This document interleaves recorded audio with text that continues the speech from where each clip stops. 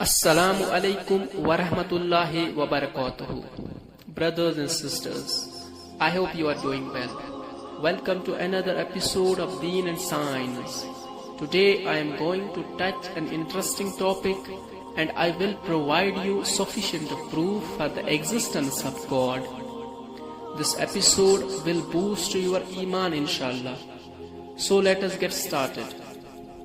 We have a huge misconception that everything that exists has to be touched and felt. If I ask you a very simple question, that do you believe you had great grandparents? Of course your answer will be yes. But if I ask you, have you ever seen them? The answer will be no. The only proof you have is that you are here. But scientifically you have no clue at all. Because science says we can only verify the physical world that we can see and touch. So according to science, you have a non-verifiable evidence. Here you just made a rational and logical decision that you had great grandparents because you are here. So it means we do not need physical evidence all the time to come to the conclusions. Number second, everything that begins to exist has always a cause. So our universe began to exist. So it means it has a cause. Making this philosophy of cause and effect a little simple. I am here, you are there. The cause is our parents got married. You are watching this video right now has a cause. That cause is I uploaded it. Otherwise you would have not been able to watch it. In other words, making this philosophy little simple. If I hit the table, it will give some sound. So here cause is I hit the table and effect is the sound which it produced.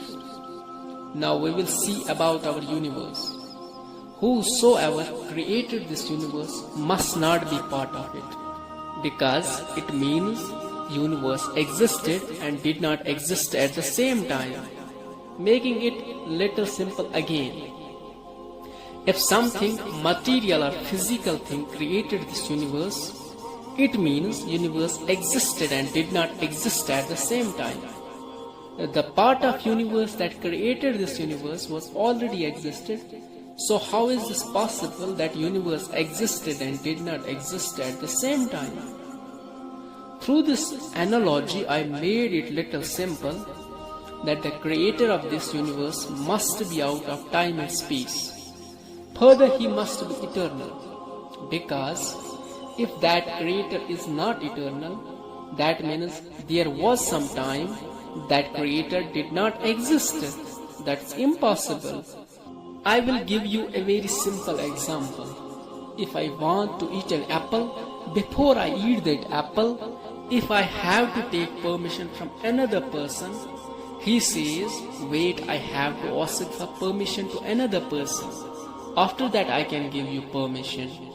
And that second person says the same thing, that I have to take permission, and if this continues, I would never be able to eat that apple. It is called infinite regress. Compare this example with the creator of this universe. If I say it is God who created this universe, you would say who created God, and this would fall into infinite regress. If we keep saying who created God, that and so on, without a shadow of doubt, our existence was impossible. It must be stopped somewhere. That is the reason we are here. As I gave that example, someone must give permission to eat that apple, otherwise I would not be able to eat that apple. Same, someone must be all-powerful, eternal, out of space and time, who created all this universe. Last point. Now he must be one, because if there are two gods, A and B, A says, I will create this universe. B says, I will not. There are only two possibilities. Either A could or A could not. If he could, it means God B was not capable to stop him. Hence God B is not God. And if he could stop God A, therefore God A is not powerful to create this universe. Therefore the conclusion is that he must be one. The whole philosophy is in our Holy Quran in chapter number 112, Surah Ikhlas, where Almighty says, "Say He is one and only, as I cleared that He must be one." Allah the Eternal means He must be out of time and space. He neither begets nor is He born, means He is far from such qualities which we possess. There is nothing like Him, means immaterial, unimaginable. Based on this philosophy, mathematics, logic and reasoning, we arrived at the conclusion that Allah is the creator of this universe. You got a deep core concept of Islamic God, that's Allah. May Allah subhanahu wa ta'ala make us among those who received His reward, not of those who received His anger and went astray.